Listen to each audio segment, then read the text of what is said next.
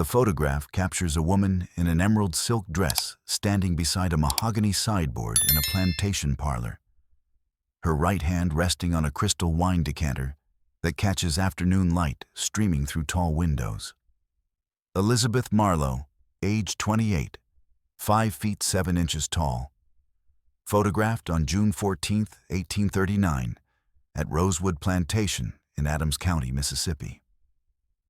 The decanter in the photograph holds port wine imported from Portugal, valued at $18 per bottle, served to guests in the plantation's formal entertaining rooms. In exactly 3 months, that same decanter would contain port wine laced with white arsenic powder at a concentration of 0.3 grams per serving, enough to cause death within 5 days while mimicking symptoms of cholera or malaria. Between September 1839 and August 1842, Elizabeth would fill that decanter 47 times, serving poisoned wine to 47 different men, all of whom believed they were drinking to celebrate their sexual conquest of the plantation owner's beautiful wife. September 17, 1839, 7:43 p.m. The evening heat in Adams County hung thick and oppressive, the kind of Mississippi humidity that made breathing feel like drowning in air. Elizabeth stood in her bedroom on the second floor of Rosewood's main house, wearing a cotton nightdress with nothing underneath, her dark hair loose around her shoulders, instead of pinned up as propriety demanded. Through the window, she could see the overseer's cottage, a small wooden structure 50 yards from the main house where Jonathan Pritchard lived alone. Pritchard was 32 years old, originally from Georgia, employed by Elizabeth's husband Henry to manage the 600 enslaved people who worked Rosewood's 4,800 acres of cotton fields. Pritchard carried a bullwhip on his belt every day, used it on average 3 times per week, and had beaten a pregnant woman so severely 2 months ago that she'd lost her baby. Elizabeth had been planning his death for 6 weeks. The mathematics of her situation were simple and brutal. Her husband, Henry Marlowe, was 53 years old, cruel in ways both systematic and casual, and would never grant her a divorce because women didn't divorce their husbands in Mississippi in 1839. She'd been married to him for 11 years, since she was 17 and he was 42.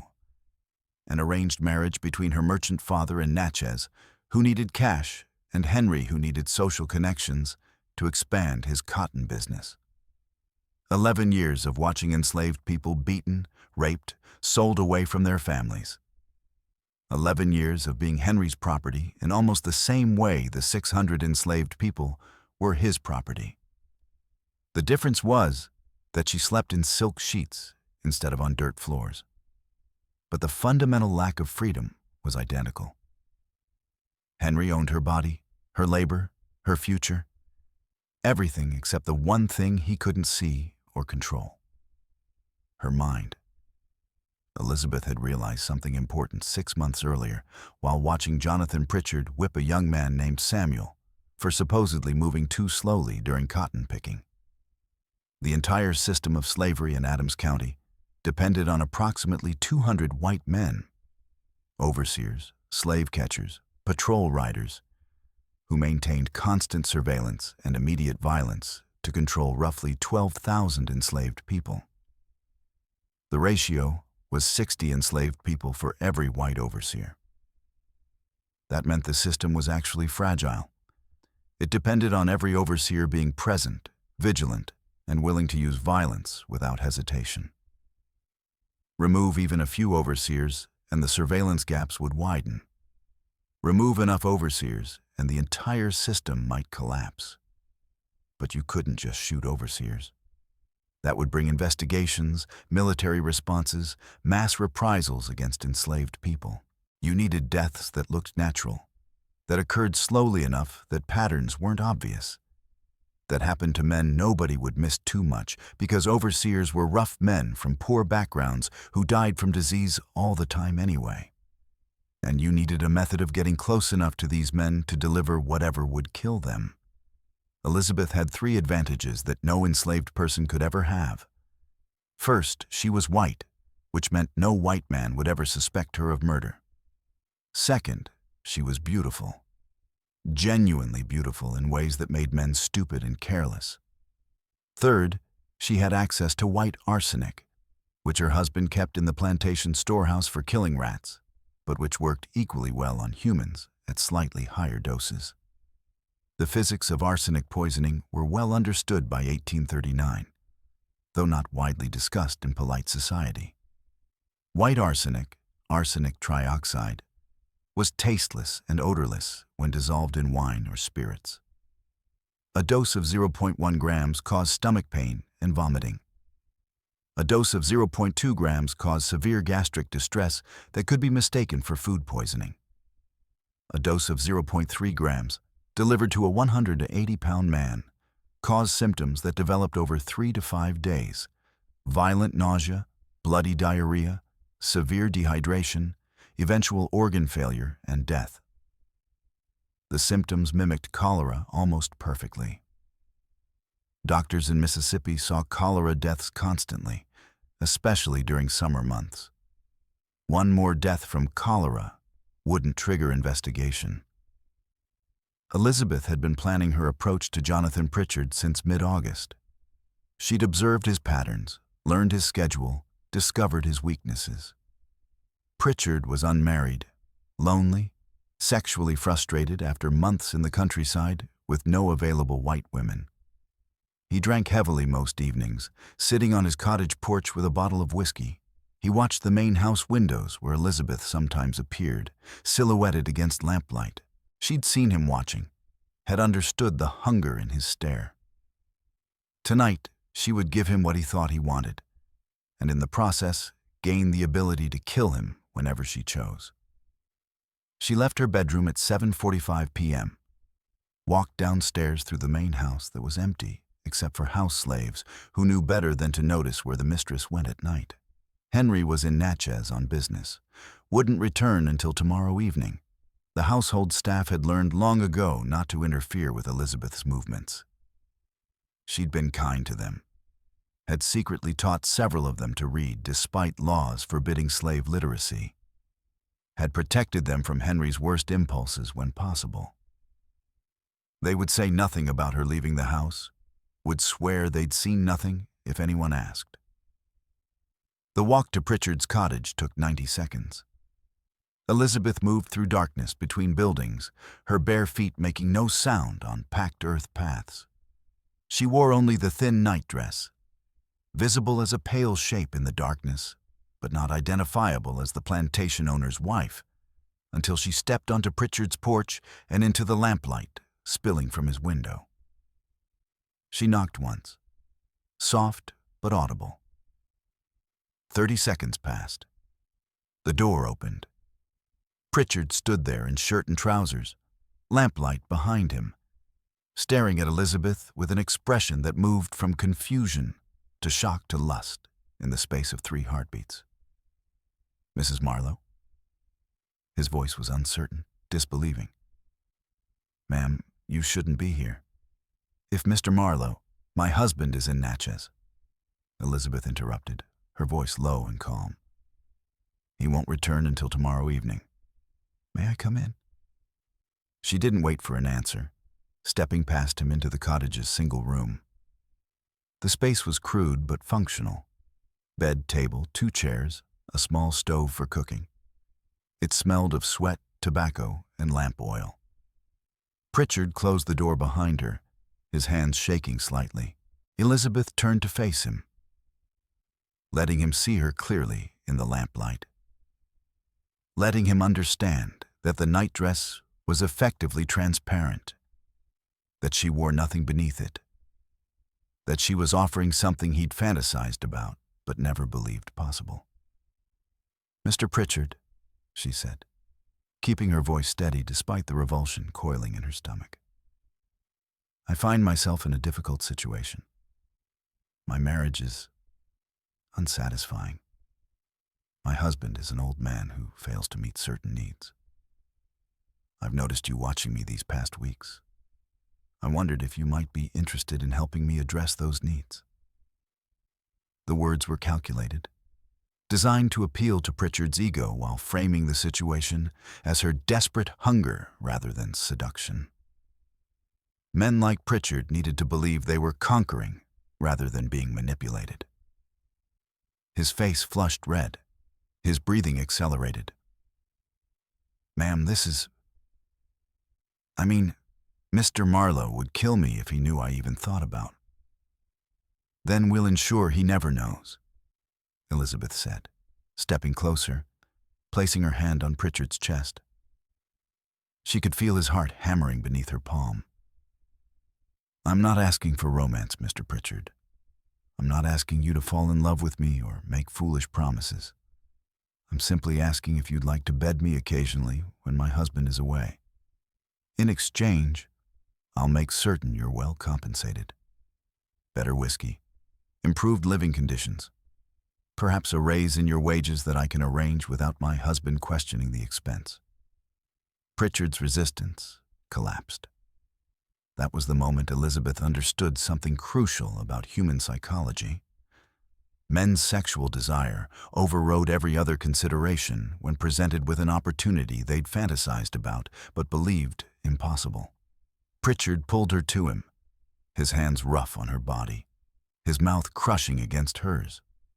Elizabeth forced herself to respond, to pretend enthusiasm for something that made her want to vomit.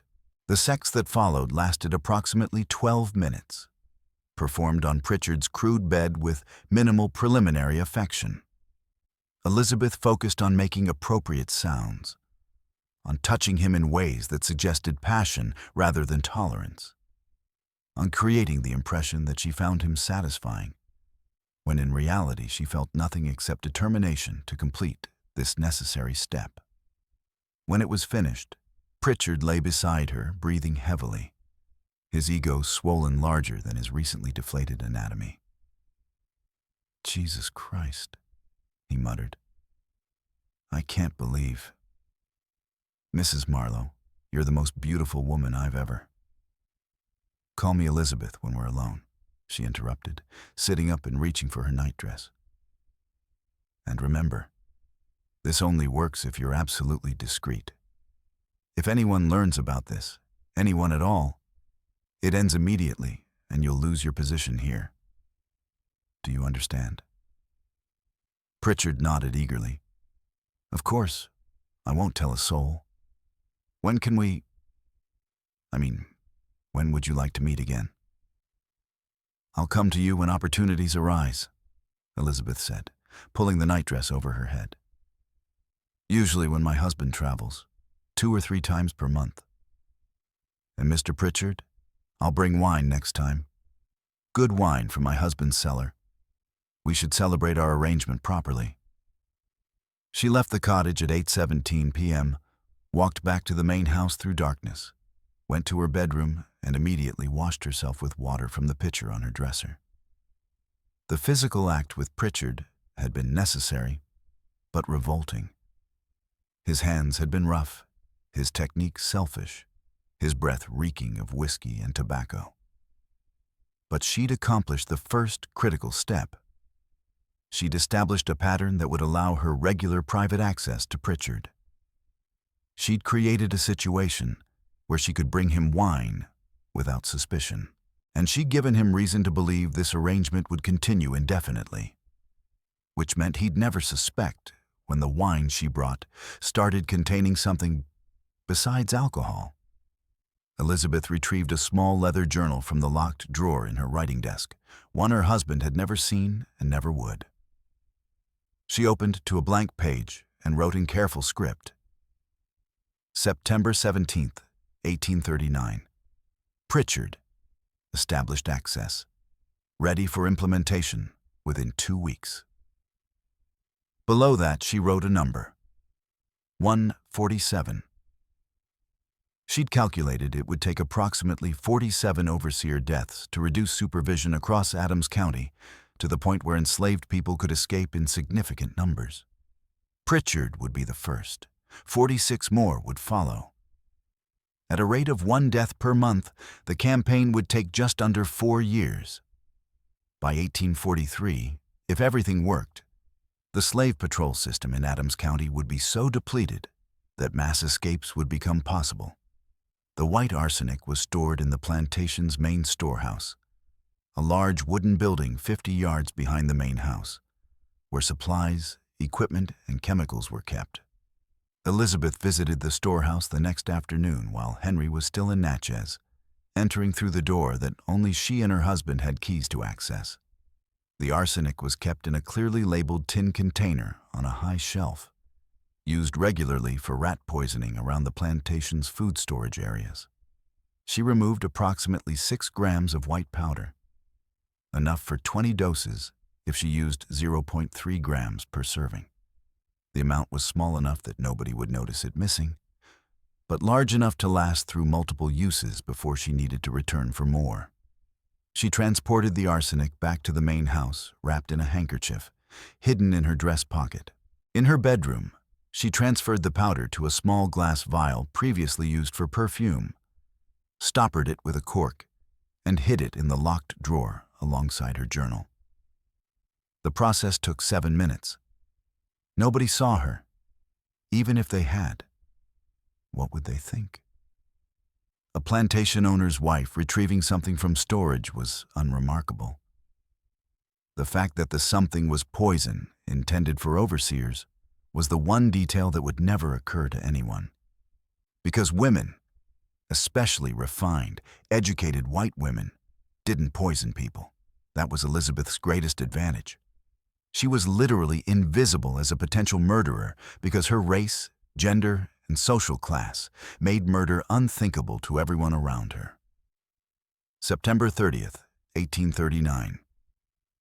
Henry left for Natchez again, a business trip expected to last 3 days. Elizabeth waited until 8 p.m., then prepared a tray carrying the crystal wine decanter, 2 glasses, and a bottle of port from Henry's wine cellar. She'd opened the port that afternoon, letting it breathe as expensive wine was supposed to. Into the decanter, she'd poured the port along with 0.3 grams of white arsenic, measured carefully using a small balance scale she'd borrowed from the plantation's cotton weighing room. The arsenic dissolved completely, left no visible residue, produced no smell. The port's deep red color concealed any potential slight cloudiness from the powder. The resulting mixture was indistinguishable from pure wine, except for one detail. Anyone who drank a full glass would be dead within 5 days. She walked to Pritchard's cottage at 8:12 p.m., carrying the tray, knocked on his door, smiled when he opened it with an expression of delighted surprise. "I brought wine," she said simply, stepping inside. "I thought we might share a drink before other activities." Pritchard's cottage had been cleaned since her last visit, his crude attempt at making it more suitable for entertaining the woman he believed was his secret lover. Elizabeth poured 2 glasses of port, handed one to Pritchard, kept the other for herself. She raised her glass in a toast. "To discretion," she said, "and to satisfying arrangements that benefit us both." Pritchard clinked his glass against hers, drank deeply. Elizabeth raised her own glass to her lips, but didn't swallow. Just wet her lips with wine, then set the glass down while Pritchard's attention was focused elsewhere. He finished his glass quickly, appreciating good wine the way men from poor backgrounds always did, gulping it like cheap whiskey rather than sipping it. Elizabeth refilled his glass immediately, encouraging him to drink more while she pretended to sip from her own glass that remained nearly full. The poison required only 1 full glass to deliver a fatal dose, but 2 glasses made success more certain. By 8:45 p.m., Pritchard had consumed approximately 9 ounces of poisoned port wine, more than enough arsenic to kill him several times over. He was also slightly drunk, which made the sex that followed even briefer and more mechanical than the first time. Elizabeth endured it, focusing on the fact that this man who was currently grunting on top of her would be dead within a week, that he would never rape another enslaved woman, never swing his whip again, never contribute to the surveillance network that kept 600 people in bondage at Rosewood alone. She left Pritchard's cottage at 9:27 p.m. carrying the empty tray with the wine decanter and glasses. She washed the glasses thoroughly in her bedroom, rinsed the decanter 3 times with clean water, destroyed any evidence that poison had ever been present. The wine bottle with its remaining poisoned contents she poured into the chamber pot in her bedroom, then flushed it with water. By 10 p.m., every trace of the poisoned wine was gone, except for the approximately 0.3 grams of white arsenic, currently dissolving in Jonathan Pritchard's stomach, beginning its work of destroying his internal organs cell by cell. Pritchard became ill on October 2nd, exactly 48 hours after drinking the poisoned wine. He complained of stomach pains to the plantation's head field supervisor, was advised to rest and drink water. By October 3rd, he was vomiting continuously and had developed bloody diarrhea. A doctor was summoned from Natchez on October 4th, examined Pritchard, and diagnosed cholera based on the symptoms. The doctor recommended keeping Pritchard isolated, providing him with water and laudanum for pain, and waiting to see if he recovered. Most cholera cases either resolved within a week or killed within 10 days. Pritchard died on October 6th at 3:47 a.m., 9 days after drinking poisoned port wine in his cottage while believing he was having an affair with his employer's wife. The funeral was brief. Overseers weren't important enough for elaborate ceremonies. Pritchard was buried in a simple pine coffin in the plantation's workers' cemetery, a plot of land set aside for white employees and their families. Henry Marlowe attended the funeral, expressed regret about losing a competent overseer, immediately began recruiting a replacement. Elizabeth attended as well, wearing black mourning clothes as propriety demanded, her face arranged in an expression of polite concern appropriate for someone grieving a household employee. Nobody suspected her involvement. Why would they? Cholera killed people constantly in Mississippi. Jonathan Pritchard's death was tragic but unremarkable, one of dozens that would occur in Adams County that summer alone. Elizabeth returned to her bedroom after the funeral and added a second entry in her locked journal. October 6, 1839. Pritchard deceased. Cause attributed to cholera. No investigation. Method successful. Proceeding. Below that, she updated her count. 147 complete. 46 remaining. She calculated that at her current pace of 1 death per month, she would complete the operation by June 1843. 46 more men would die. 46 more sexual encounters she would endure, performing intimacy with men she despised while delivering poison disguised as wine. The prospect was exhausting but necessary. Every dead overseer was one less whip, one less pair of eyes watching for escapes, one less man enforcing the system that kept 12,000 people in chains across Adams County. Henry hired a replacement overseer named Marcus Webb on October 19th. Webb was 28 years old, originally from South Carolina, experienced in managing large slave labor forces on cotton plantations.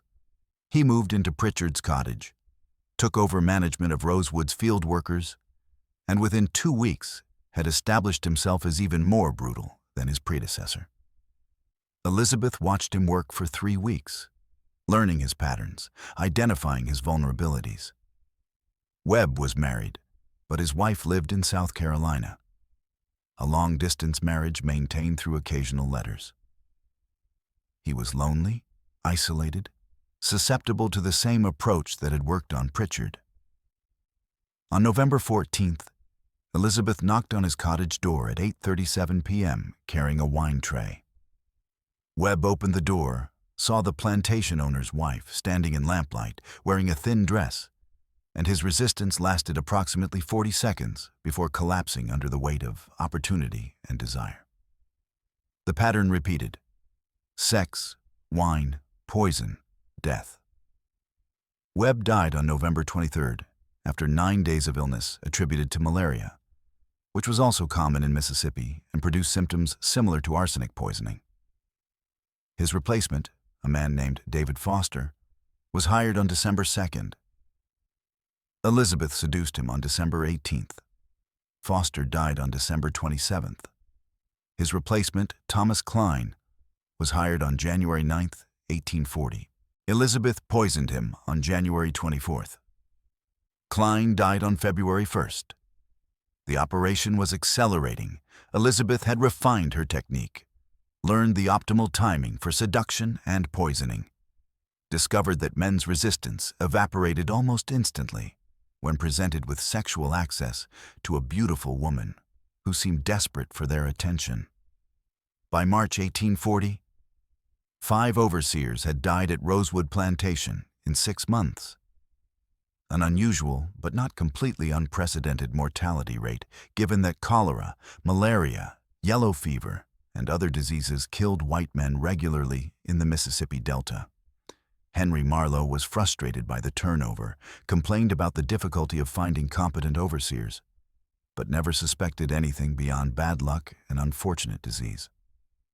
Elizabeth continued her journal, marking each death with a date and count.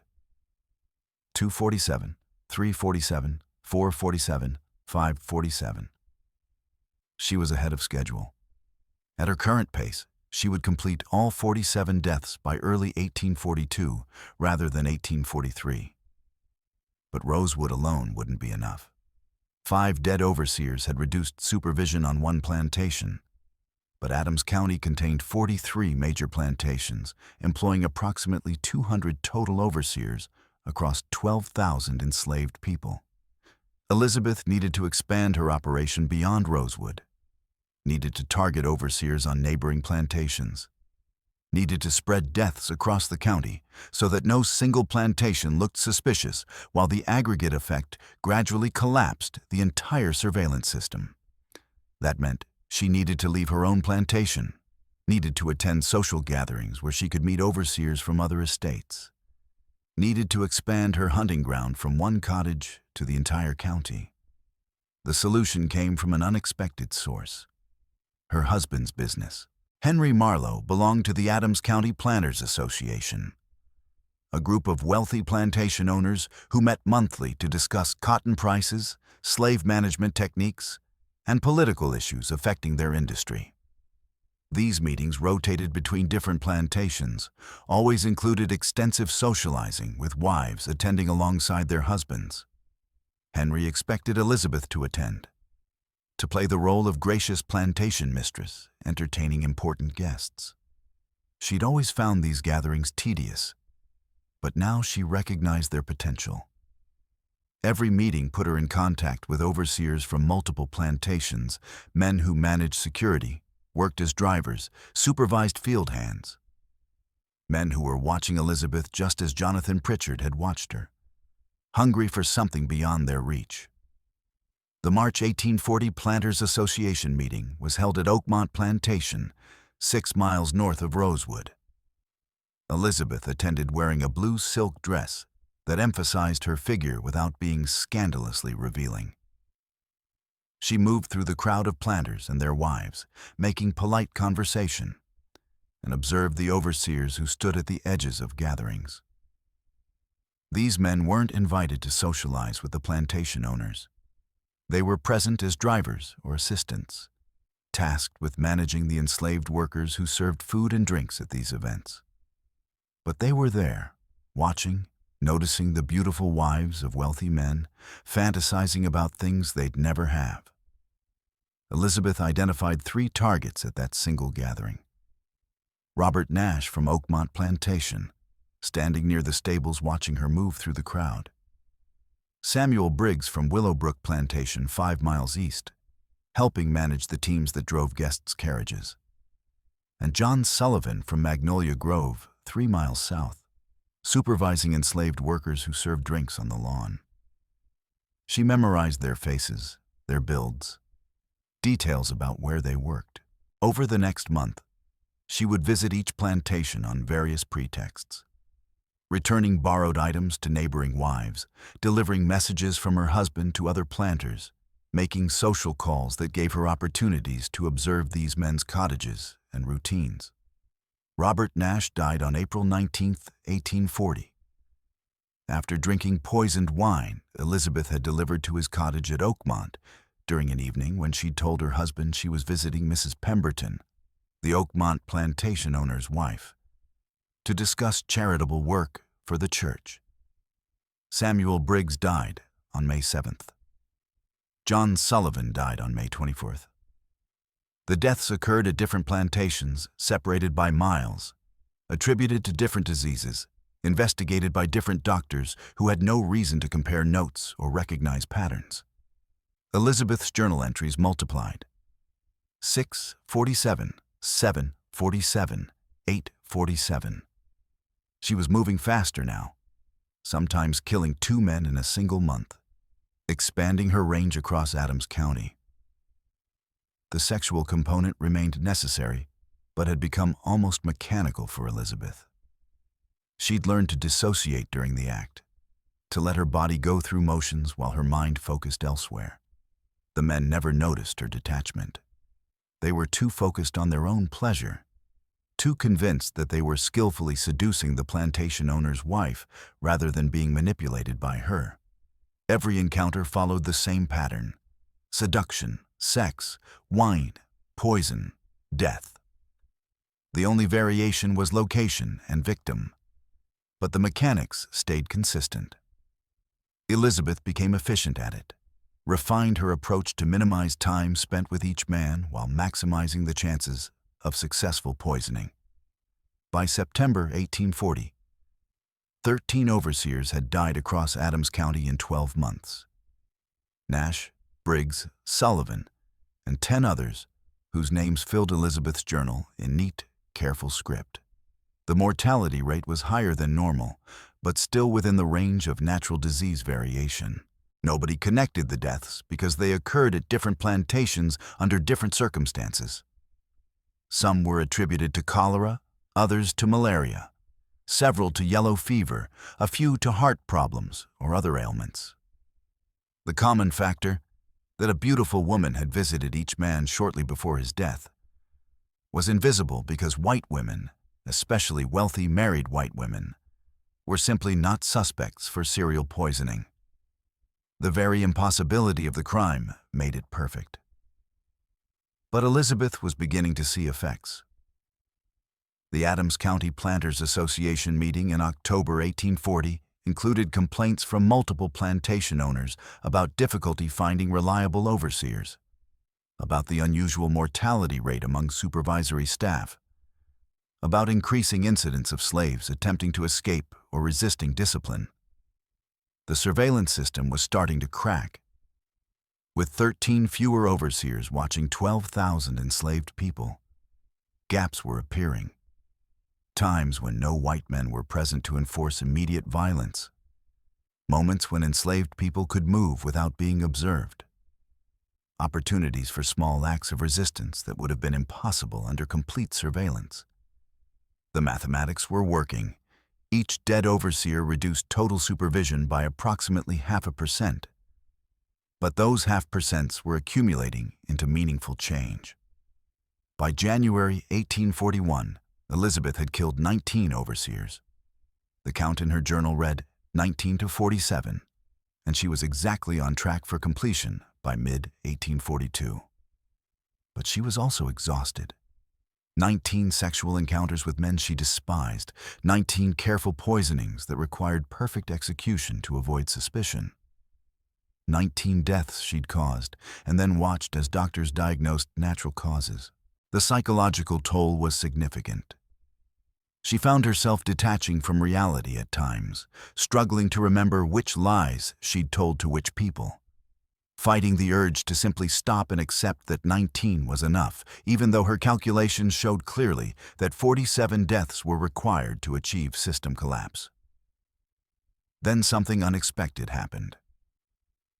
On February 14, 1841, a 20-year-old enslaved man named Jacob attempted to escape from Willowbrook Plantation during a gap in overseer coverage caused by Samuel Briggs's death 3 months earlier. Jacob ran north toward the Mississippi River, hoping to steal a boat and float downstream to New Orleans, where he might lose himself in the city's large population of free black people.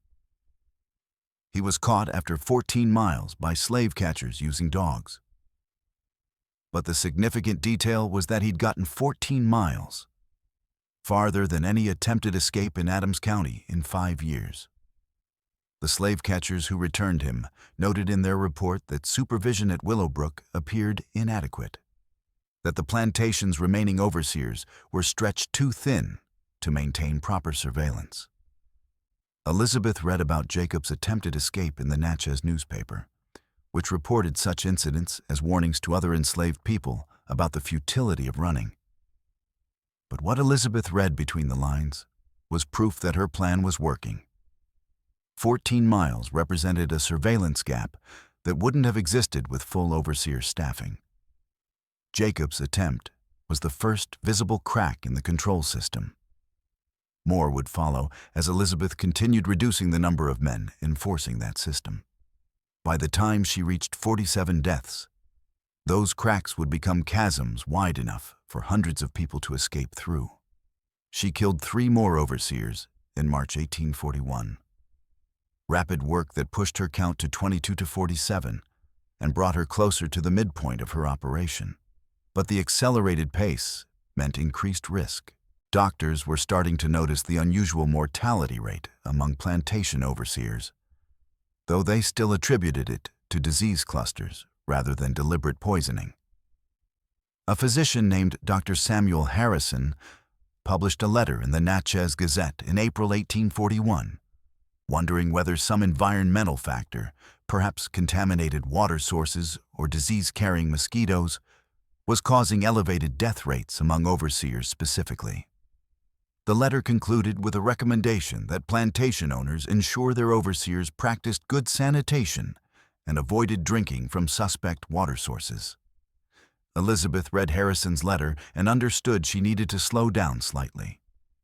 Let enough time pass between deaths that patterns became less visible. She also needed to vary her methods occasionally. Couldn't rely exclusively on arsenic poisoning, or doctors might start testing for it. In May 1841, she poisoned an overseer named William Kowalski with foxglove extract instead of arsenic. The plant grew wild in the woods around Rosewood, contained digitalis that caused heart failure symptoms indistinguishable from natural cardiac problems. Kowalski died after 3 days of chest pain and shortness of breath. The doctor attributed his death to heart disease, never suspected poisoning. Elizabeth made a note in her journal. Alternative methods viable. Can rotate between arsenic, foxglove, others to maintain pattern invisibility. By September 1841, 2 years into her operation, Elizabeth had killed 28 overseers. Her journal showed 2847, and she was ahead of her original schedule by approximately 4 months. The surveillance system in Adams County was visibly degrading. Plantation owners were complaining openly at association meetings about difficulty maintaining control, about slaves being uppity or difficult, about the need to increase patrols and enforcement. What they didn't understand was that their enforcement system was being systematically dismantled by the beautiful woman sitting across from them at dinner, the wife who smiled pleasantly while discussing charitable works and proper flower arrangements, while secretly planning which overseer to poison next. The physical toll on Elizabeth was severe by this point. 28 sexual encounters with men she found repulsive. 28 careful poisonings requiring perfect execution. 28 deaths she'd caused and then pretended to mourn at funerals. She'd developed a dissociative response where she could separate her consciousness from her body during sex, could perform the necessary physical actions while her mind went somewhere else entirely. This allowed her to continue functioning, but at a cost. She was losing touch with normal human connection, struggling to feel anything except the mission she'd committed to. Her husband noticed she'd become more distant, more coldly polite rather than warmly submissive. Henry attributed it to women's hysteria or melancholy. Never suspected his wife was conducting a systematic assassination campaign against the social order he profited from. December 1841 brought an unexpected complication. An overseer named Charles Whitmore at Riverside Plantation, scheduled to be Elizabeth's 29th victim, became sick before she could poison him. Actual cholera, not arsenic-induced symptoms. He died on December 18, 1841, technically advancing Elizabeth's count to 29 to 47, without requiring her direct action. But Whitmore's death from actual cholera created an investigation when Dr. Harrison examined the body and found genuine cholera bacteria in the intestinal tissue. Harrison's subsequent report noted that Whitmore was the first confirmed cholera case he'd examined among the recent overseer deaths, suggesting that perhaps other deaths attributed to cholera might actually have been caused by something else. Elizabeth read Harrison's report in January 1842 and understood she was running out of time. If Harrison or other doctors started performing detailed autopsies on overseer deaths, they might detect arsenic or other poisons in tissue samples. She needed to accelerate her operation, complete the remaining 18 deaths quickly before medical scrutiny made it impossible to continue. Between January and June 1842, she killed 16 more overseers, nearly 3 per month, the fastest pace yet. The deaths were attributed to various causes: cholera, malaria, yellow fever, heart disease, pneumonia. But the sheer number occurring in a concentrated time period was starting to trigger alarm among plantation owners and county authorities. By July 1842, Elizabeth's count stood at 45 to 47, and she was exhausted beyond anything she'd ever experienced. 45 men dead by her hand, 45 sexual encounters endured, 45 careful poisonings executed perfectly. The surveillance system in Adams County was collapsing visibly. Plantation owners were unable to hire replacement overseers because word had spread that working as an overseer in Adams County was somehow dangerous, despite nobody understanding why. The enslaved population was testing the weakened surveillance system with increased resistance and escape attempts. In June 1842 alone, 17 enslaved people successfully escaped from various plantations in Adams County, a number that would have been impossible under normal supervision levels. Elizabeth had 2 more targets to eliminate to reach her goal of 47 deaths. The first was a man named Daniel Crawford at Fairview Plantation, 10 miles south of Rosewood. She visited Crawford on July 19, 1842, delivered poisoned wine disguised as celebration of her husband's recent cotton sales. Crawford died on July 27th. The second target was Thomas Pierce at Elmwood Plantation, 8 miles west. Elizabeth poisoned Pierce on August 4, 1842. He died on August 11th. Her journal entry for that date read simply, 4747, complete. Below that, she wrote a longer entry. August 11th, 1842. Operation finished. 47 overseers deceased across Adams County. Surveillance system critically degraded. Mass escapes now possible. Awaiting results. The results came faster than Elizabeth anticipated. On August 23, 1842, the largest slave escape in Mississippi history began when 127 enslaved people from 7 different plantations in Adams County fled simultaneously toward the Mississippi River, using coordinated timing that exploited gaps in overseer surveillance. They moved at night, traveling in groups of 15 to 20, following routes that avoided roads and plantations with remaining overseers.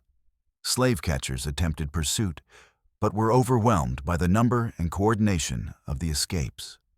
By August 28th, approximately 80 of the 127 escapees had successfully reached the Mississippi River and were believed to be traveling north toward free states. That first mass escape triggered more. Between September and December 1842, An estimated 800 enslaved people escaped from Adams County plantations, approximately 6.7% of the total enslaved population in the county. An unprecedented loss that devastated the region's cotton economy. Plantation owners held emergency meetings, demanded military intervention, offered rewards for information about who had organized the escapes.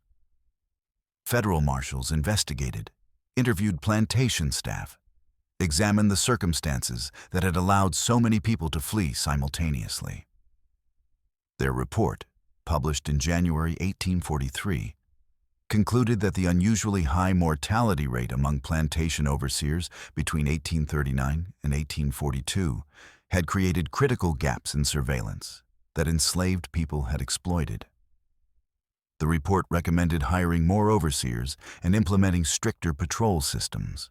It never mentioned Elizabeth Marlowe, because nobody suspected that a wealthy white woman might be systematically murdering the enforcement mechanisms of slavery. Elizabeth stood in her bedroom on December 31st, 1842, reading newspaper accounts of the ongoing escape crisis, knowing that somewhere to the north, approximately 800 people who'd been enslaved in Adams County were now traveling toward freedom because she'd killed 47 men who'd been watching them. The knowledge should have brought satisfaction, but what she felt instead was emptiness. 47 men dead. 47 times she'd used her body as a weapon, offering sex to gain trust, then delivering poison disguised as wine. 800 people freed. But at what cost to herself? She'd become something she could barely recognize, not quite human anymore. More like a mechanism designed to convert sexual manipulation and poison into reduced surveillance and increased freedom for others. Henry called from downstairs. Dinner was ready. Elizabeth closed her journal, locked it away, and prepared to descend to the dining room where she would smile at her husband and discuss the unfortunate slave escapes that were damaging their cotton business. She would play the role of concerned plantation mistress, worried about property loss. Nobody would ever know that she'd caused those losses deliberately. That every escaped person represented success in a campaign nobody else understood had been fought.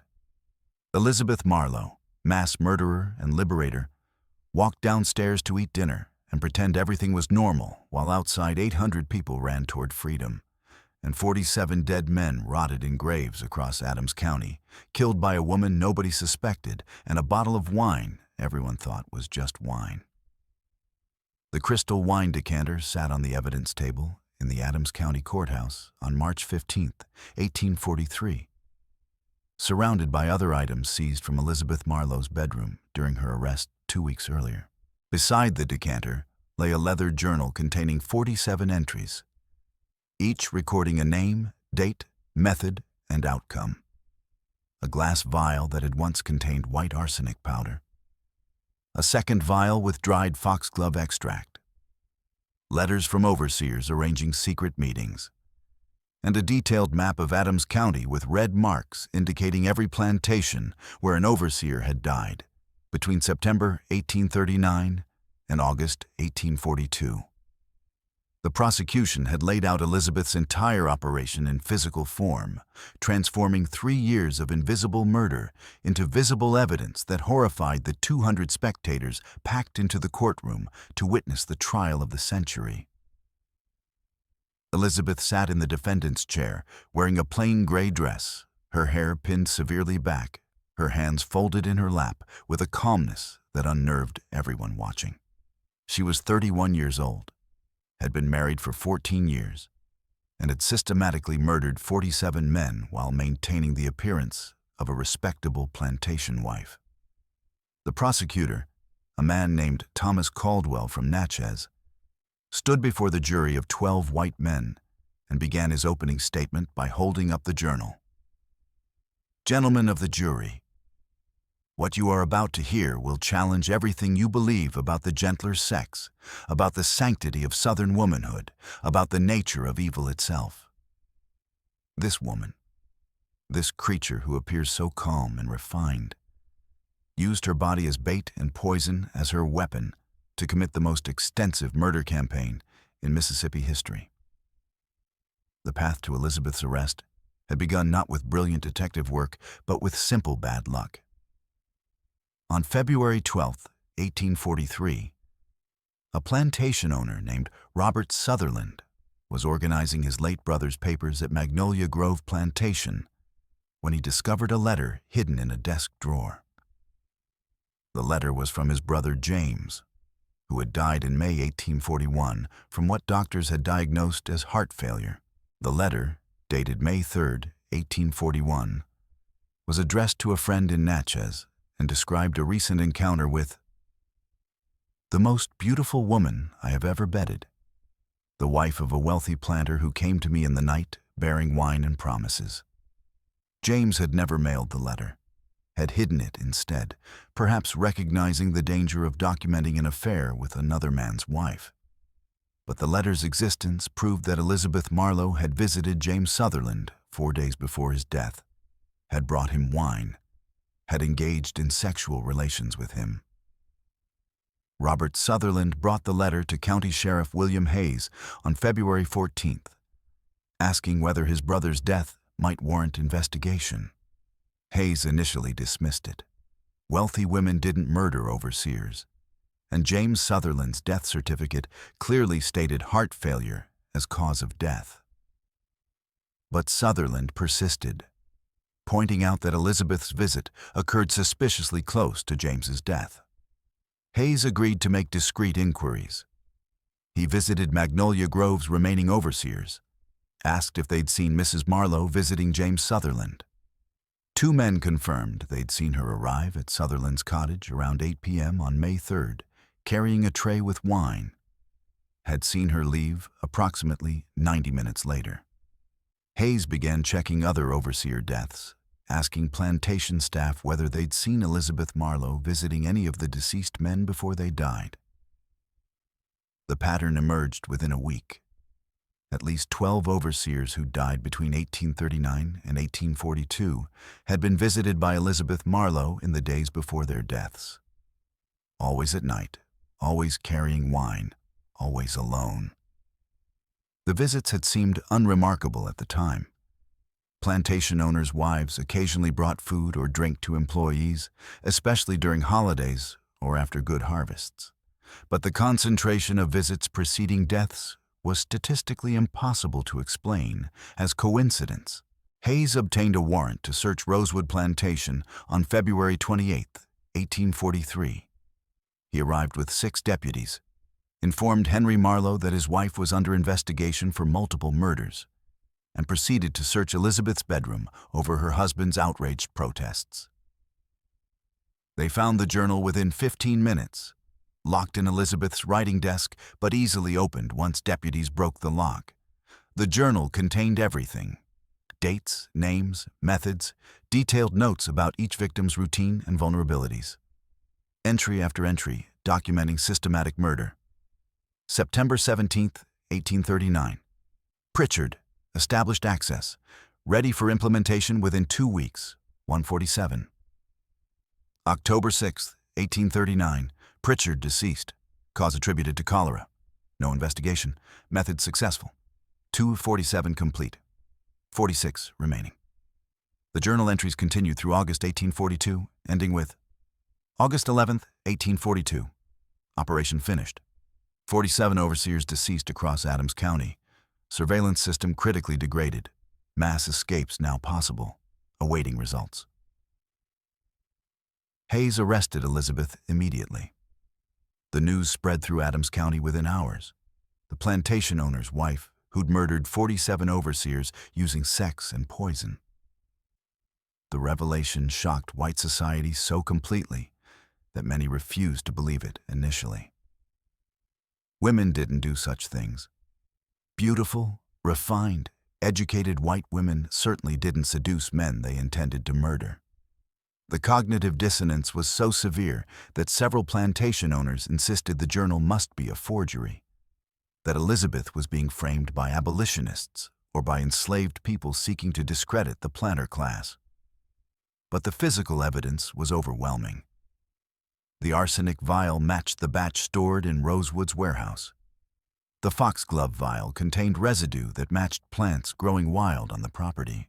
Elizabeth's handwriting in the journal matched samples from her personal correspondence. And most damningly, when confronted with the evidence, Elizabeth didn't deny anything.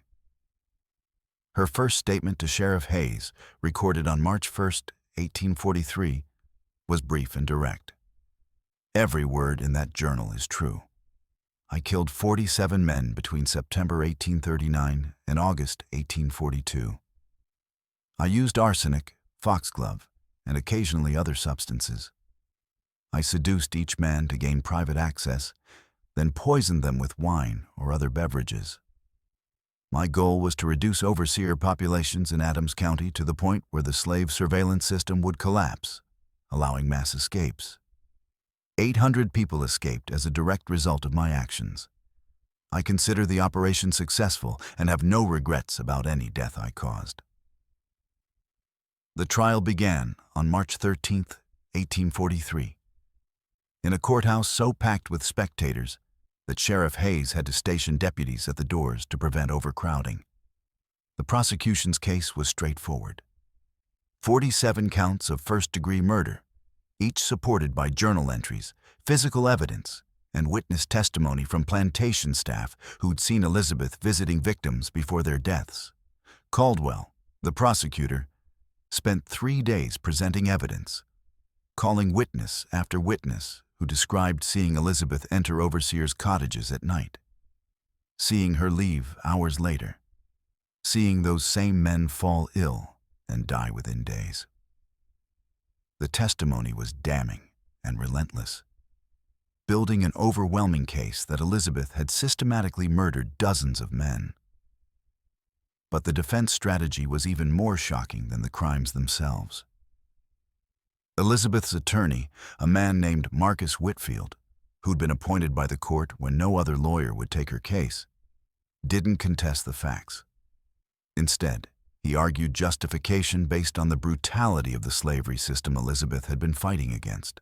On March 16th, Whitfield called his first defense witness.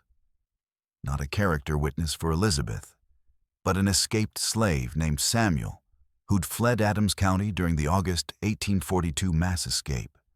Samuel had been captured in Tennessee and returned to Mississippi, where he was being held in the Natchez jail awaiting sale to a new owner. Whitfield had obtained permission to call Samuel as a witness, and what followed was testimony unlike anything ever heard in a Mississippi courtroom.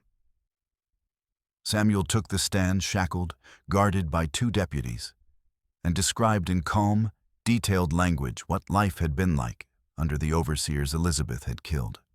He testified about Jonathan Pritchard whipping a pregnant woman until she miscarried, about Marcus Webb beating a 12-year-old boy so severely the child's arm broke, about David Foster raping a 16-year-old girl in the cotton storage barn while other overseers watched and laughed, about Thomas Klein shooting a man in the leg for talking back, letting him bleed for 3 hours before calling a doctor, the leg eventually being amputated. Samuel's testimony lasted 4 hours and included specific graphic details about violence that made several jury members visibly uncomfortable. The prosecutor objected repeatedly, arguing that testimony about slavery's brutality was irrelevant to whether Elizabeth had committed murder. The judge sustained most objections, but allowed enough testimony to enter the record that the jury heard a fraction of what Samuel described. Whitfield called 6 more escaped slaves as witnesses over the next 2 days, each brought from jails where they'd been recaptured and held awaiting return to their owners. Each testified to similar patterns of violence, rape, and brutality committed by the overseers Elizabeth had killed. The testimony established that every single one of Elizabeth's 47 victims had been directly responsible for violence against enslaved people. Whippings, beatings, rapes, murders. Whitfield's argument was radical for 1843 Mississippi. Elizabeth Marlowe had killed violent criminals who were beyond the reach of law because the law itself sanctioned their violence. Her actions, while technically illegal, were morally justified as resistance against a system of organized brutality. The prosecution's rebuttal was fierce. Caldwell argued that Elizabeth's motives were irrelevant. Murder was murder, regardless of the victim's character. He pointed out that Elizabeth hadn't killed in self-defense or defense of others, but had planned and executed a systematic assassination campaign over 3 years. She'd used deception, seduction, and poison, methods that demonstrated premeditation and calculation, not spontaneous moral outrage. And most importantly, her actions had resulted in the escape of 800 enslaved people, representing over $400,000 in property loss to Adams County plantation owners. This wasn't justice, Caldwell argued. This was economic warfare disguised as moral crusade. Elizabeth herself testified on March 19th, the 7th day of trial. She took the stand wearing the same gray dress, her demeanor calm and controlled, and answered Whitfield's questions in a clear, steady voice that carried to the back of the courtroom. Yes, I killed 47 men. Yes, I seduced each one to gain access. Yes, I used poison to ensure their deaths appeared natural. Yes, my goal was to weaken the overseer system enough that enslaved people could escape in significant numbers. I calculated that 47 deaths would reduce surveillance by approximately 23%, creating gaps large enough for coordinated escapes. The actual results exceeded my calculations. 800 people escaped, not the 500 I'd projected. Whitfield asked why Elizabeth had chosen this particular method rather than other forms of resistance. Her answer was coldly practical. I had 3 advantages that no enslaved person possessed. First, my race and gender made me invisible as a potential threat. White women are assumed to be incapable of violence, especially systematic violence. Second, I had access to poison and the education to use it properly. Third, I had mobility. I could travel between plantations freely, while enslaved people were restricted to their properties. Using seduction was necessary to gain private access to the targets. Men's sexual desire made them vulnerable in ways that no other approach could exploit. The method was effective because it turned their own appetites into the mechanism of their death. Under cross-examination, Caldwell tried to paint Elizabeth as a monster, a woman so corrupted by abolitionist ideology that she destroyed her own morality in service to a cause. He asked about the sexual component of her operation, clearly attempting to shame her in front of the jury. Mrs. Marlowe, you had intimate relations with 47 different men over 3 years. You committed adultery dozens of times. How do you justify such behavior?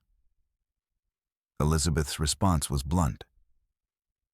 I justify it the same way your society justifies the rape of enslaved women by the same overseers I killed, as a means to an end. The difference is that my ends were liberation, while your society's ends are profit and control. If you're asking whether I felt guilty about having sex with men I despised, the answer is no. Each encounter was a transaction, where I traded temporary physical intimacy for their lives and the freedom of people they'd been oppressing. The courtroom erupted. Judge Harrison banged his gavel, threatened to clear the courtroom if order wasn't restored. But the damage was done. Elizabeth had explicitly compared her sexual manipulation of overseers to the systematic rape of enslaved women, and in doing so had forced the jury to confront an uncomfortable parallel. Caldwell tried to recover, asking whether Elizabeth felt any remorse for the 47 deaths she'd caused. No, Elizabeth said simply. I feel satisfaction that I reduced the capacity for violence in Adams County by approximately 23%. I feel pride that 800 people gained freedom as a direct result of my actions. And I feel certainty that if I could repeat the operation, I would make the same choices. The testimony concluded on March 20th. Closing arguments took place on March 21st.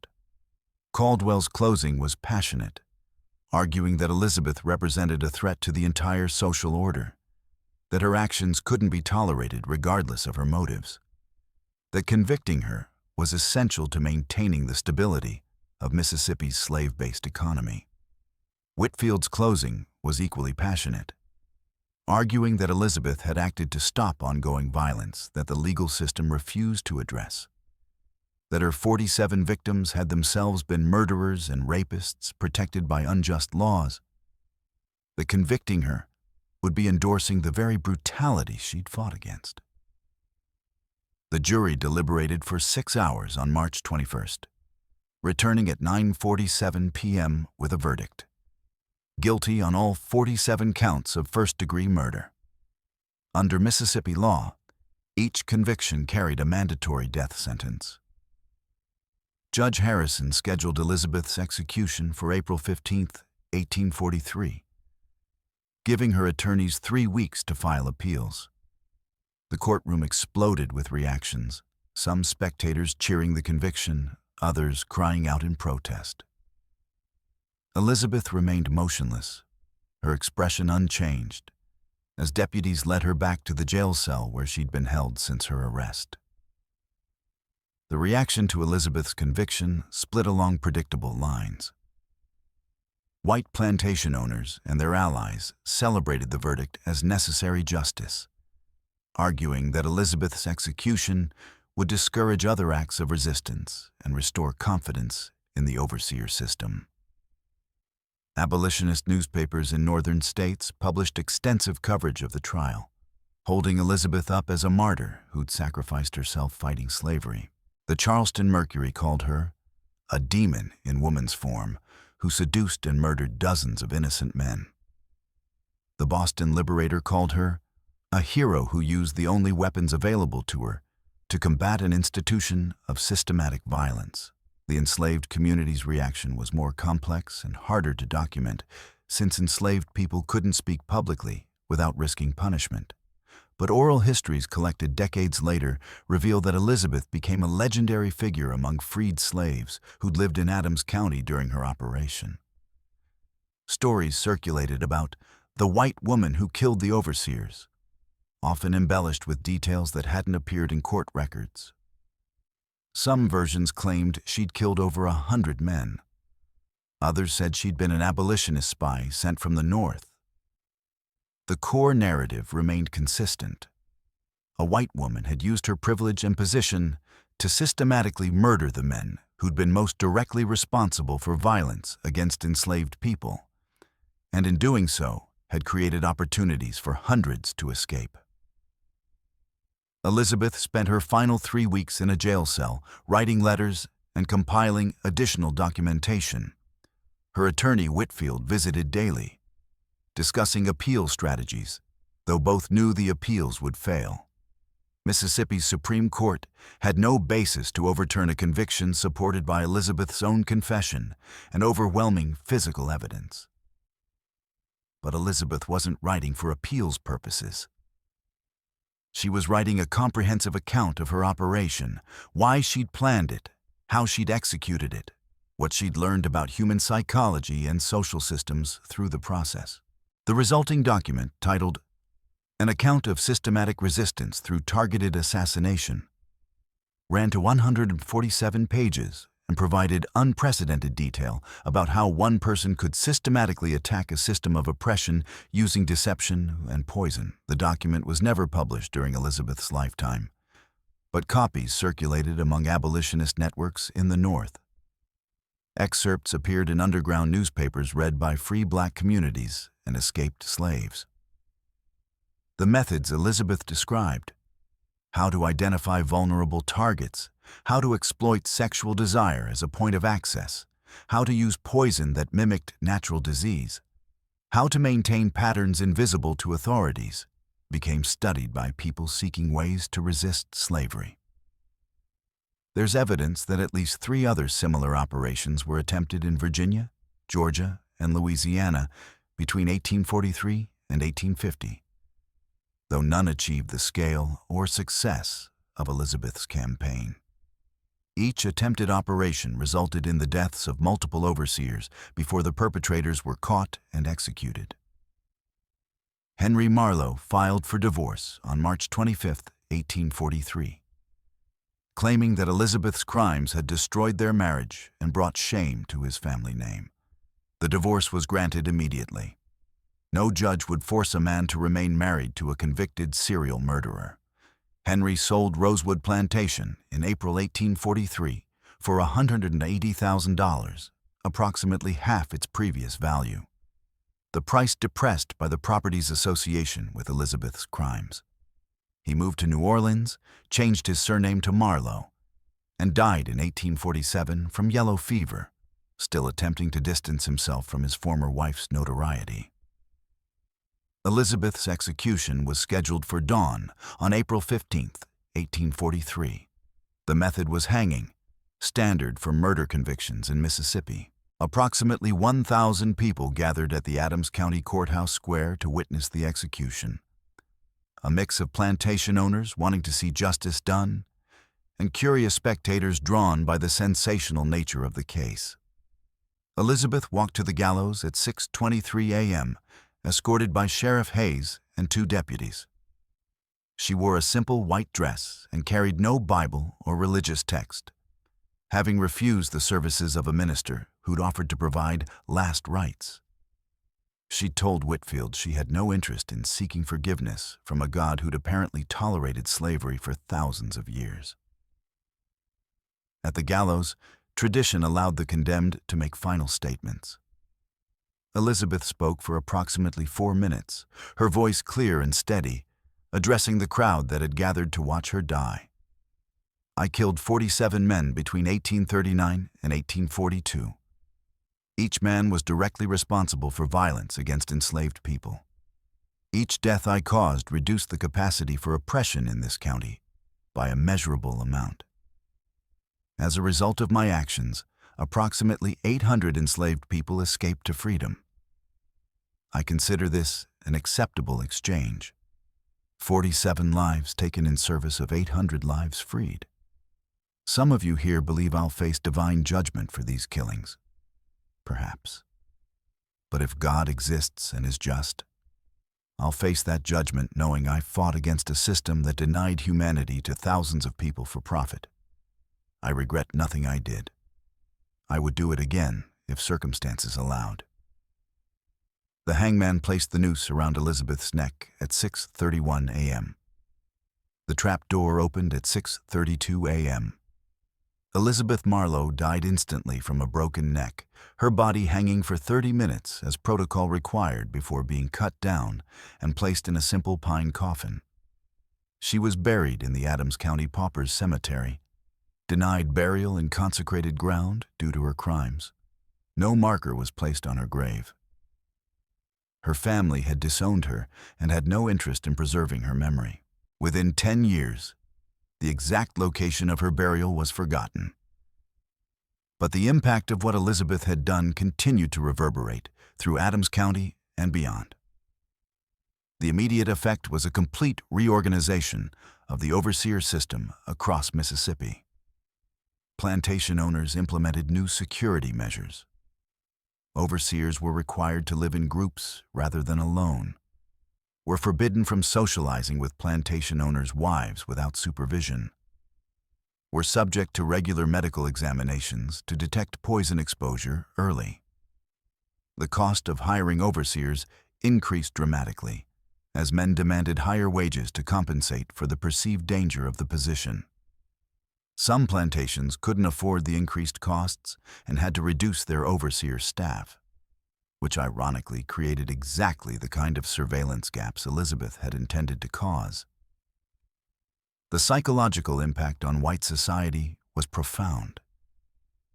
Elizabeth had proven that white women, the group considered most delicate, most moral, most incapable of violence, could commit systematic murder when sufficiently motivated. This revelation undermined fundamental assumptions about gender and morality that white Southern society depended on. If refined, educated, wealthy white women could be killers, then who could be trusted?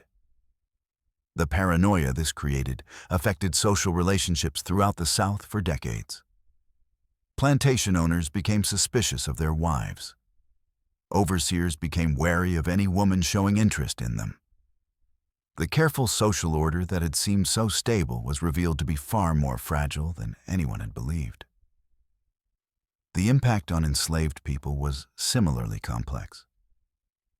Elizabeth's operation had successfully freed 800 people, but her execution demonstrated the price of direct resistance. The message was clear. Even a white woman with every possible social advantage would be executed for fighting slavery if she was caught. For enslaved people with no social advantages, the consequences of similar resistance would be even more severe. Yet, Elizabeth's story also provided a template for thinking about systematic resistance. She'd proven that the overseer system had exploitable vulnerabilities, that one person with patience and planning could significantly damage the infrastructure of slavery. That knowledge persisted even after her death. The economic impact on Adams County was substantial and long-lasting. The escape of 800 enslaved people represented a property loss of approximately $400,000, roughly $13 million in modern currency, distributed across 43 plantations. Several smaller plantations went bankrupt and were absorbed by larger operations. The cotton harvest in Adams County decreased by 31% in 1842 compared to 1841, and didn't recover to previous levels until 1847. The combination of lost labor, increased security costs, and general disruption to the plantation system cost the county an estimated $2 million over 5 years. Elizabeth's 47 murders had triggered economic damage far exceeding the immediate death toll. The legal impact was equally significant. Elizabeth's trial established precedents about what evidence was admissible when defending murder charges. Whitfield's attempt to introduce testimony about victims' brutality as justification for killing them was rejected by Mississippi courts, but influenced legal thinking in northern states. By 1850, several northern state courts had ruled that evidence of a victim's violent history could be considered during sentencing, even if it didn't justify the killing legally. This principle would later influence post-Civil War prosecutions of whites who'd murdered freed slaves, though its application remained inconsistent and politically charged. The historical documentation of Elizabeth's operation remained incomplete for over a century. Her 147-page account was lost sometime between 1843 and 1860. Possibly destroyed by authorities who didn't want such detailed instructions on systematic resistance to be available. Fragments survived in abolitionist pamphlets and escaped slaves' testimonies, but the complete document wasn't recovered. In 1932, a historian named Margaret Sutton discovered a partial copy of Elizabeth's account in a collection of abolitionist papers at Harvard University. The copy contained approximately 60 pages from the original, including detailed sections on target selection, poison preparation, and methods for maintaining operational security. Sutton published her findings in the Journal of Southern History in 1934, triggering renewed interest in Elizabeth's story among historians studying slave resistance. The most complete analysis of Elizabeth's operation came from Dr. Angela Morrison, a historian at the University of Mississippi, who published Systematic Resistance: The Elizabeth Marlowe Case and the Vulnerability of Slave Surveillance Systems in 1987. Morrison's research combined Elizabeth's surviving writings with plantation records, medical reports, and testimony from the 1843 trial to create a comprehensive picture of how one person had successfully attacked slavery's enforcement infrastructure. Morrison's key finding: was that Elizabeth had identified something contemporary observers missed: that the slave system in Adams County was already operating near capacity in 1839, with overseer staffing barely sufficient to maintain control. Removing even 20% of overseers created critical gaps because there was no reserve capacity. Elizabeth hadn't needed to kill every overseer, just enough to push the system past its breaking point. Morrison's analysis also examined the sexual component of Elizabeth's operation, arguing that Elizabeth had weaponized assumptions about gender and sexuality that were fundamental to antebellum Southern society. White women were supposed to be pure, asexual, morally superior beings who civilized brutish men through their refined influence. Elizabeth had exploited these assumptions by behaving in ways that were literally unthinkable to her targets. A refined white woman actively seducing men for the purpose of murdering them. The cognitive dissonance this created was so severe that even after Elizabeth's arrest, many people refused to believe she'd actually had sexual relations with the overseers. They preferred to believe she'd somehow poisoned them without sexual contact, because accepting that she'd used sex as a weapon required accepting that everything they believed about white womanhood was false. The story of the 800 escaped slaves proved difficult to trace beyond their immediate flight from Adams County. Historical records from 1842, 1843 show that approximately 80 of the escapees were recaptured within 6 months and returned to their owners. Another 50 were captured over the next 5 years, but the remaining 670 disappeared into the north, their fates unknown. Some likely died during their journey. Escaping slavery required traveling hundreds of miles through hostile territory with no resources and constant risk of recapture. Others probably reached free states, but lived under assumed names to avoid slave catchers, making their stories impossible to trace through official records. A few documented cases survived.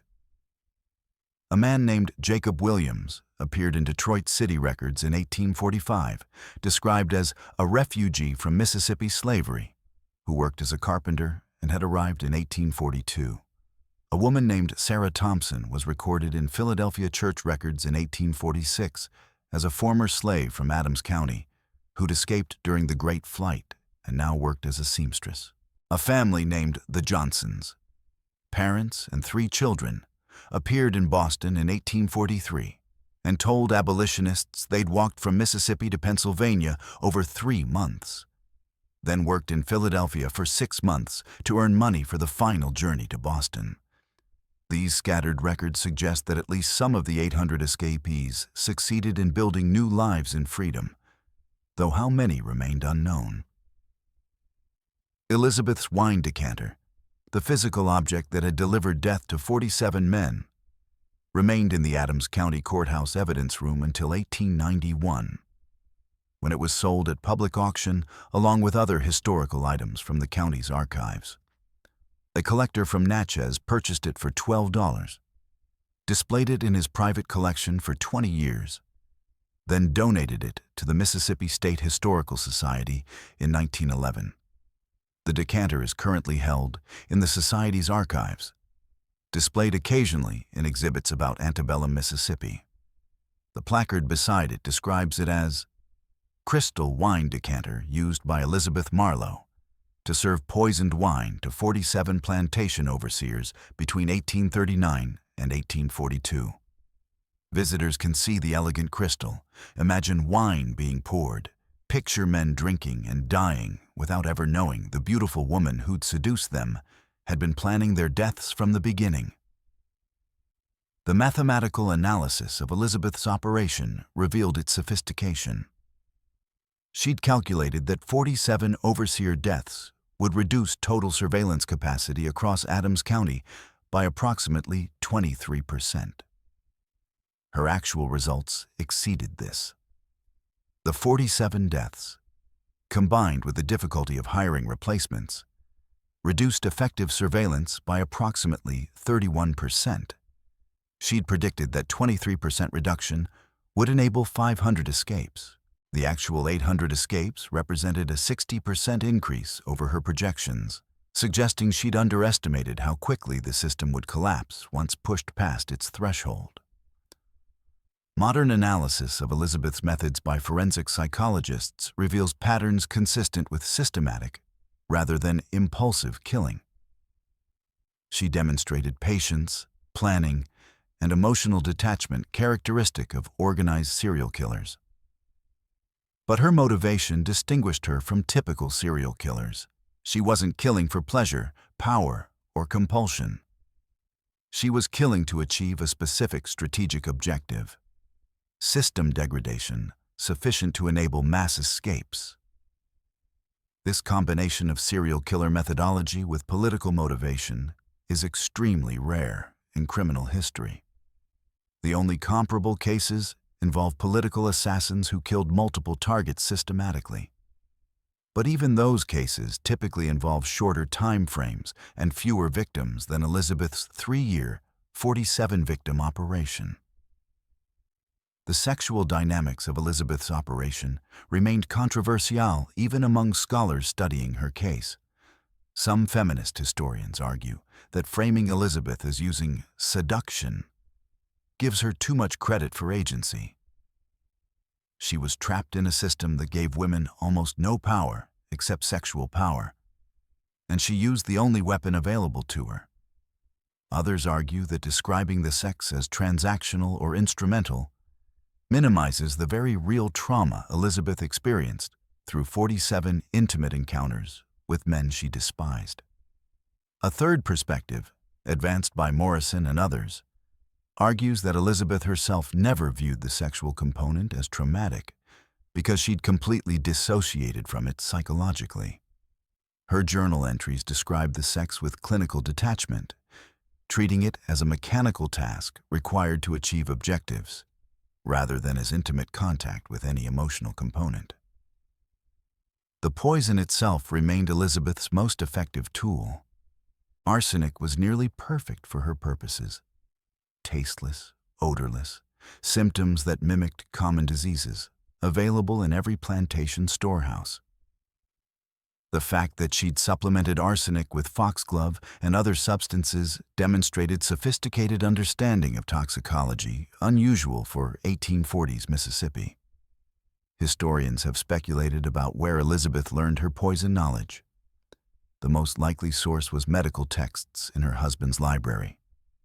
Wealthy plantation owners often maintained collections of medical books because doctors were scarce in rural Mississippi, and plantation owners needed to treat both their families and enslaved workers. Elizabeth would have had access to these texts and the education to understand them. The broader impact on slave resistance movements is difficult to quantify, but clearly significant. Elizabeth's story spread through both white and black communities via word of mouth and newspaper coverage. Enslaved people heard about the white woman who'd killed overseers and enabled hundreds to escape. The story was embellished and modified as it spread. Details changed, numbers inflated, Elizabeth's motives reinterpreted through different cultural lenses. But the core message remained. Systematic resistance could succeed if executed with sufficient patience and planning. This knowledge influenced how enslaved people thought about resistance, encouraging long-term planning rather than spontaneous rebellion. The documented impact on other resistance operations is limited but suggestive. In 1845, a woman named Sarah Vincent in Virginia was executed for poisoning 2 overseers using methods remarkably similar to Elizabeth's. In 1848, a man named Robert Jackson in Georgia was hanged for poisoning 4 overseers over 2 years. In 1850, a woman named Clara Davis in Louisiana was convicted of poisoning 6 overseers. Though her sentence was commuted to life imprisonment, after her attorney argued that she'd been inspired by reading about Elizabeth Marlowe's trial. None of these operations approached Elizabeth's scale or success. but all demonstrated that her methods could be replicated and that her story had inspired others to attempt similar resistance. Elizabeth's husband, Henry, lived only 4 years after her execution, dying in New Orleans in 1847. His obituary made no mention of Elizabeth, describing him only as a prominent cotton factor and former plantation owner. He remarried in 1845 to a widow from Mobile, died childless, left his estate to distant relatives in South Carolina. The Rosewood plantation property where Elizabeth had lived and from which she'd launched her operation was subdivided and sold to multiple buyers between 1843 and 1850. By 1860, the original plantation no longer existed as a coherent entity.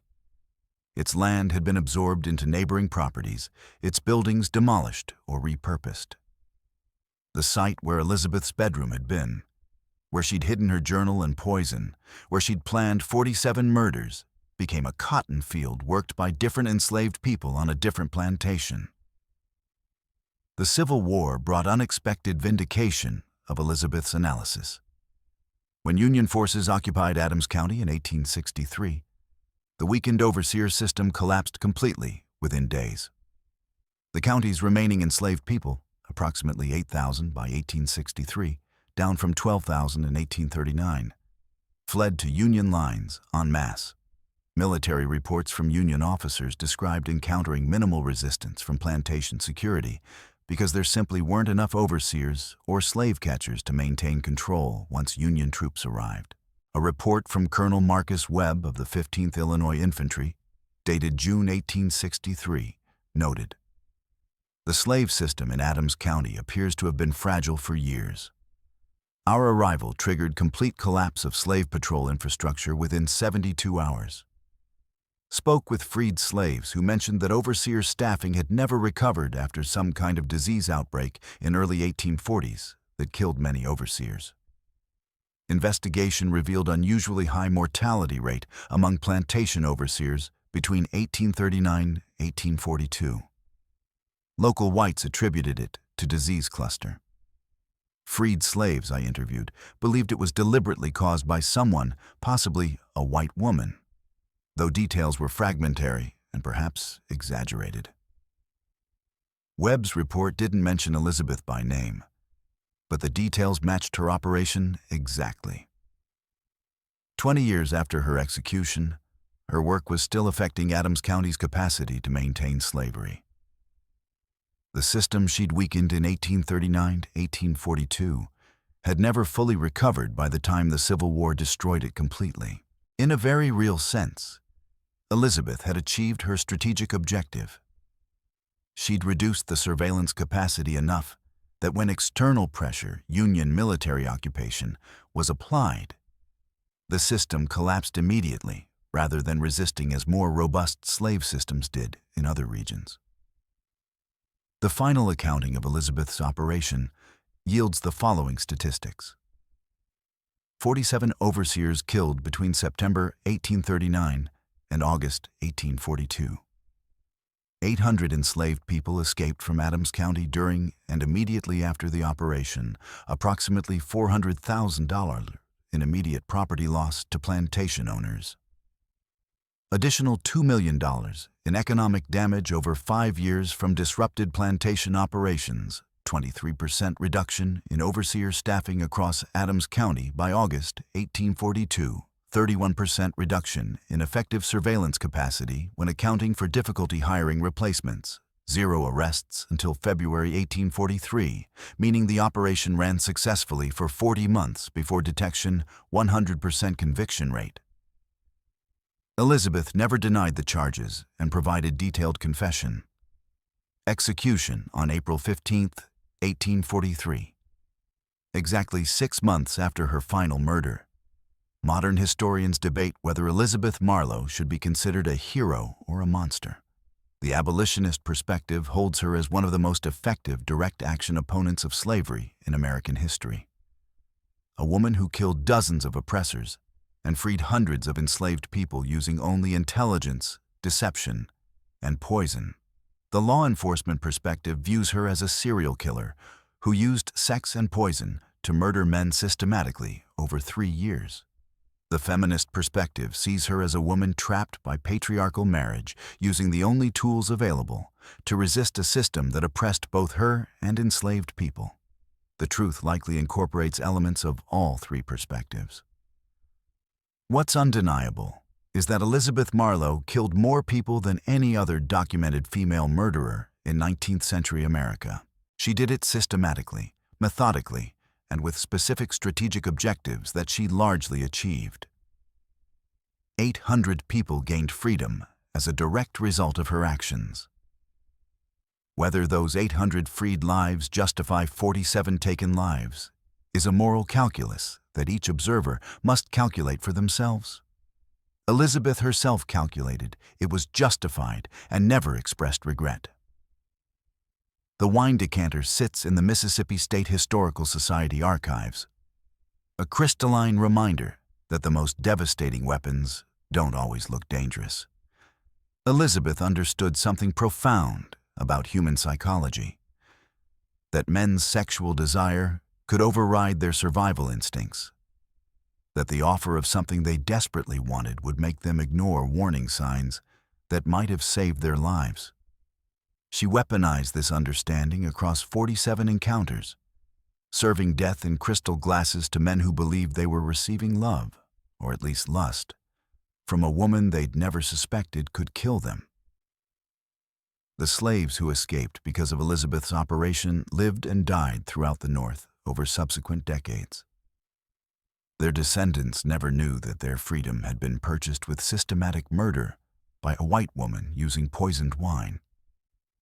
The overseer's descendants likewise never knew that their ancestors had died not from disease, but from calculated assassination. History preserved Elizabeth's name and methods, but lost most details about the specific people whose lives she ended or saved.